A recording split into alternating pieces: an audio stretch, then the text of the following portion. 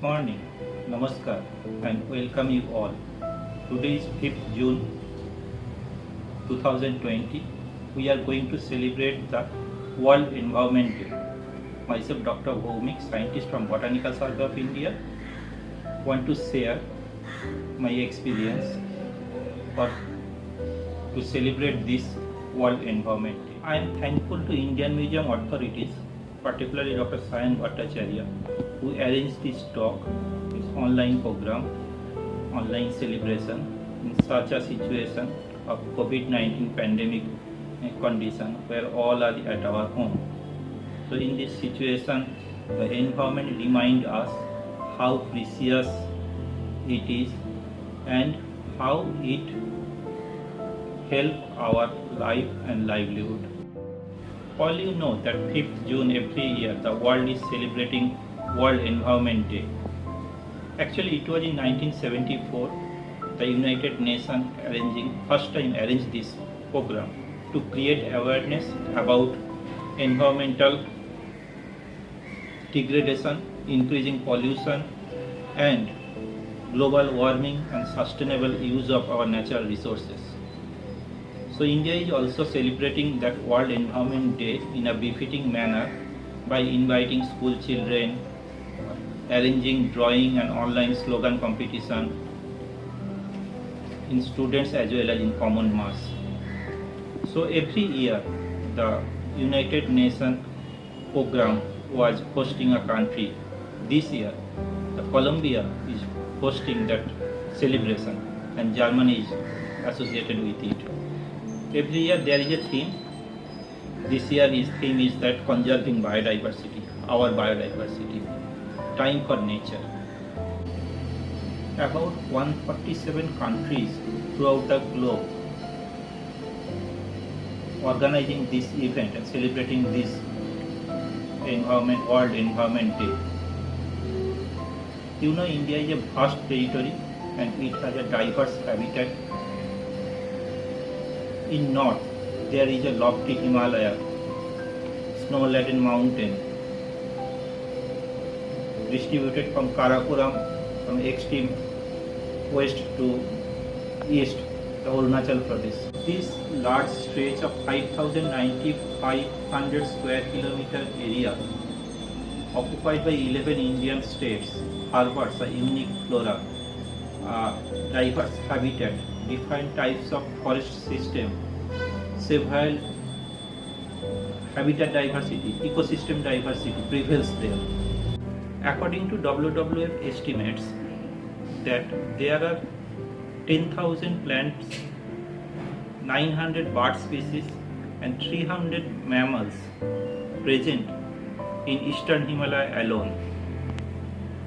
Among those, many of which are endangered or critically endangered by various reasons like habitat loss, climate change or anthropogenic pressure. A large number of rivers originate from Himalaya and come to the place and create a varied habitat for lives and livelihoods. In India, there is a altogether different story. A huge desert, the Thar, present there. Their habitat, climate and the surviving species all are different. Their diversity is very less, but the taxa which are unique there. India is represented by 7,500 km of coastal line starting from Gujarat to Bay of Bengal in West Bengal.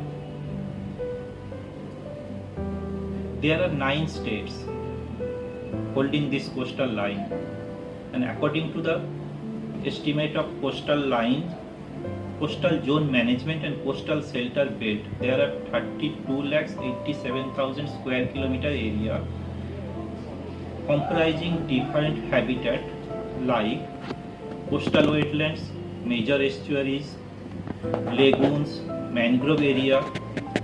All those habitats have the uniqueness of species, composition, richness of species in different areas. Coral reefs, sea grasses. Another important habitats are Western Ghats and Eastern Ghats. They are the birthplace of several rivers and rivulets come to the central India, and their dry deciduous scrap forest is prevail there. The floristic composition of Dravidian plateau altogether different from other places.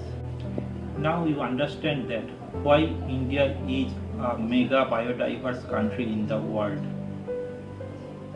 It is the 9th rank according to the species composition, number of flowering plants composition. India harbors about 18,000 flowering plants. India identifies several biodiversity hotspots. Hotspots means in a small area, a large number of species composition is there.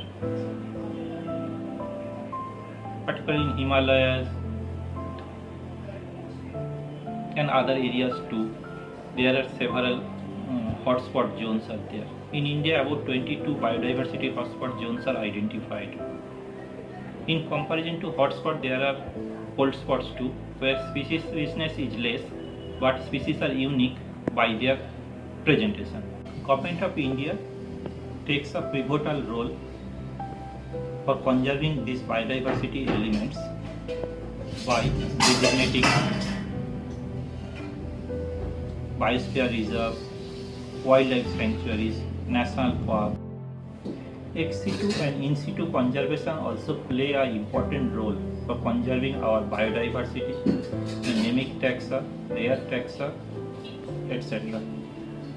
But at the end, we are the main person responsible for conserving our biodiversity.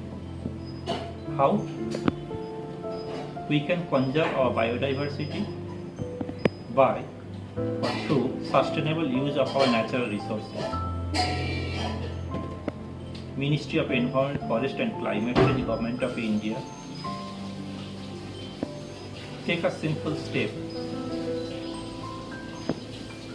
to the common people to follow green good deeds. A small thing, but we can contribute a large. So at the end, I will say, all we take a responsible role to conserve our biodiversity, and it will be a great cause to celebrate our World Environment Day.